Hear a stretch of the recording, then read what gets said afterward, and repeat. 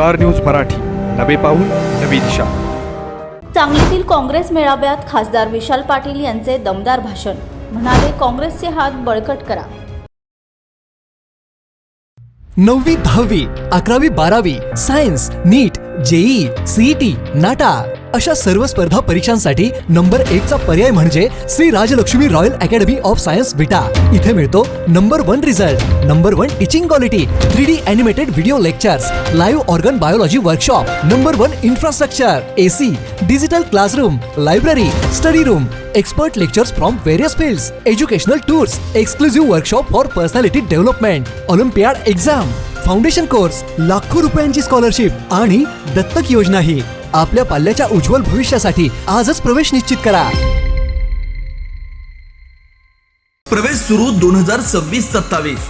Doctor DY Patil public school विटा CBSE.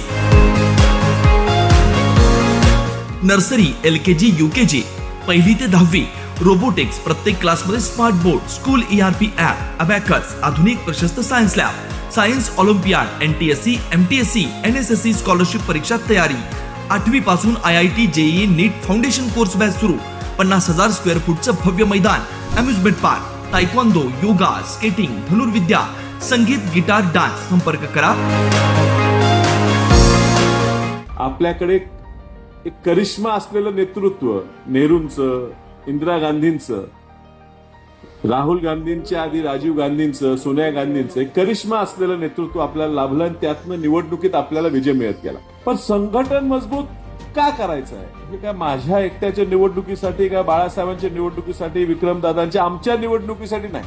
पूर्वी म्हणायचो ना आपण, दगड उभा केला तरी सांगलीत काँग्रेसचाच निवडून येणार. नेहमी भेट असल्यामुळे मन मोकळेपणाने तुमच्या अडचणी, तुमच्या अपेक्षा, तुमच्या आकांक्षा तुम्हाला आम्हाला सांगता येत नसते.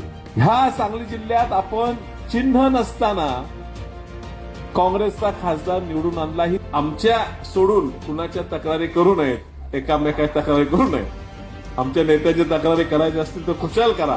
सांगली जिल्हा काँग्रेस कमिटीच्या संघटन सृजन अभियान कार्यक्रमासाठी आवर्जून खास करून आपल्या देशाच्या काँग्रेस पक्षाच्या वतीनं या ठिकाणी आपल्याला निरीक्षक म्हणून, प्रमुख म्हणून या ठिकाणी लाभलेले तेलंगणाच्या जुक्कल मतदारसंघाचे आमदार माननीय लक्ष्मीकांतरावजी, या ठिकाणी उपस्थित असलेले तुम्हा आम्हाचे सर्वांचे नेते, राज्याचे माजी मंत्री, विद्यमान पलूस कडेगावचे आमदार डॉक्टर विश्वजीतजी कदमजी, आपल्या शेजारच्या मतदारसंघाच्या खासदार आणि दिल्लीत आपले सगळ्यांचे मुद्दे आधी पोटतिडकीने मांडणाऱ्या माननीय खासदार प्रणितीताई शिंदे, या ठिकाणी उपस्थित असलेले माजी आमदार विक्रमदादा सावंत, माजी आमदार दीप्तीताई चौधरी, निरीक्षक म्हणून प्रदेश काँग्रेसकडनं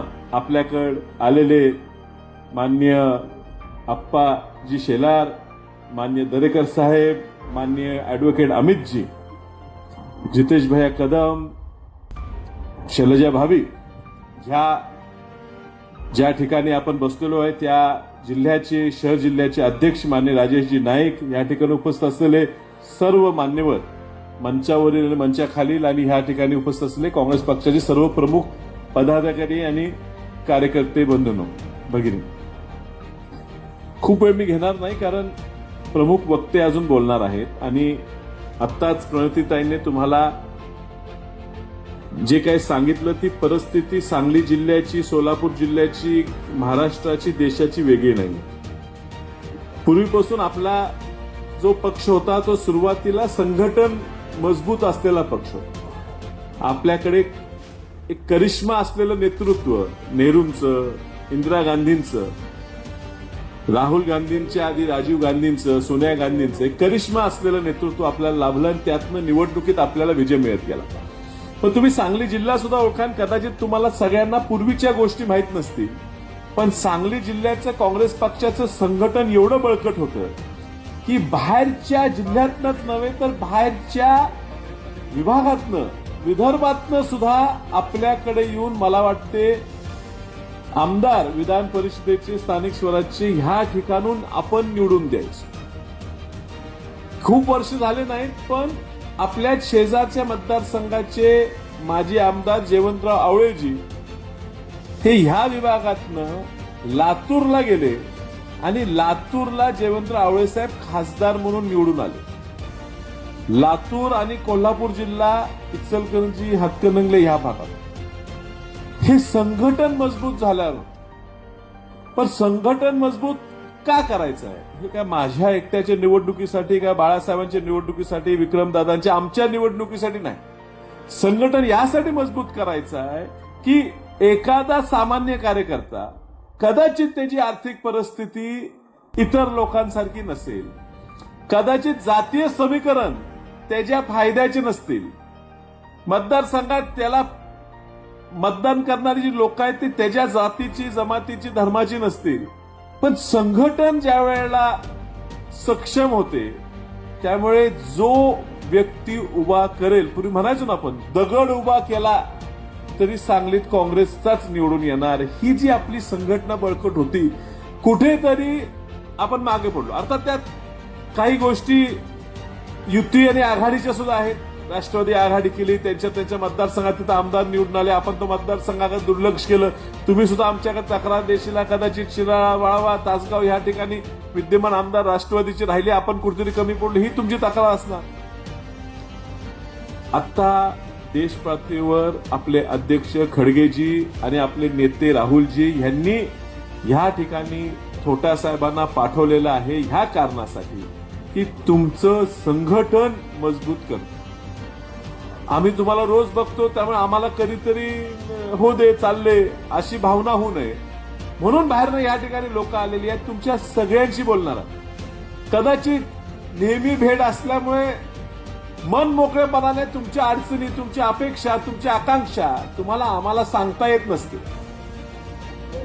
आज बाहेरनं निरीक्षक आल्यामुळे तुम्ही त्यांच्याकडे मनसोक्त खुलेपणाने बोलू शकता.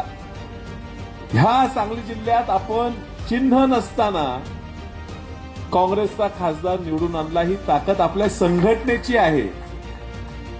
मला ही अपेक्षा आहे की संघटनाच्या पदाला सुद्धा ताकद मिळाली पाहिजे, शक्ती मिळाली पाहिजे. आणि म्हणून आम्ही सुद्धा, बाळासाहेब असो, आम्ही असो, त्या संघटनेच्या पदाधिकाऱ्याला कशी ताकद द्यायची ह्याचा प्रयत्न करणार आहोत. नगरसेवक करू नका, जिल्हा परिषद सदस्य करू नका, पण मला ब्लॉकमध्ये कमिटीचं सदस्यपद द्या, ही ताकद त्या ब्लॉकच्या कार्यकर्त्याला देण्यासाठी पक्षाने प्रयत्न केलेले आहेत. आम्ही सगळे त्याचा भाग आहोत. तुम्हाला सगळ्यांना तीच विनंती करतो, प्रत्येक बूथपर्यंत जाऊन आपल्याला काम करावं लागणार आहे. काँग्रेस पक्षाचे विचार लोकांपर्यंत मांडा लागणार आहेत.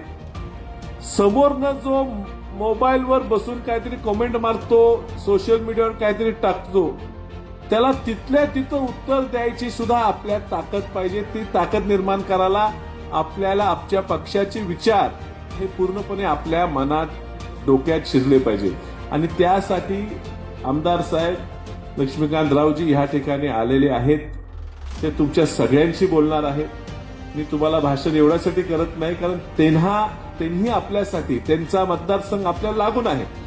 भारत जोडो यात्रा ज्या वेळेला महाराष्ट्रात आली देगलूर मतदारसंघात, तर त्या ठिकाणी ती जुकळ मतदारसंघातनं आपल्याकडे आलेली आहे. म्हणजे आपले तसे बॉर्डरचेच आमदार आहेत आणि त्यामुळे मराठी त्यांना कळत नाही असं कुणी धरू नये, कारण नाही म्हटले तर थोडं 100% कळत असणार.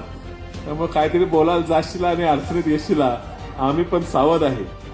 त्यामुळे सगळ्यांनी मनापासून शक्यतो आमच्या सोडून कुणाच्या तक्रारी करू नयेत, एकामेकाच्या तक्रारी करू नयेत. आमच्या नेत्याच्या तक्रारी करायच्या असतील तर खुशाल करा, पण एकामेकाची तक्रारी न करता काय पक्षासाठी पुढे करता येईल, काय केलं पाहिजे, कशी संघटना बळकट केली पाहिजे, कसं लोकांपर्यंत गेलं पाहिजे, कशी लोकांच्या अडचणी काय आहेत, जाती समीकरणं काय आहेत, ती पूर्ण माहिती तुम्ही त्यांना दिली तर त्यांनाही आपला रिपोर्ट तयार करायला सुलभता येईल.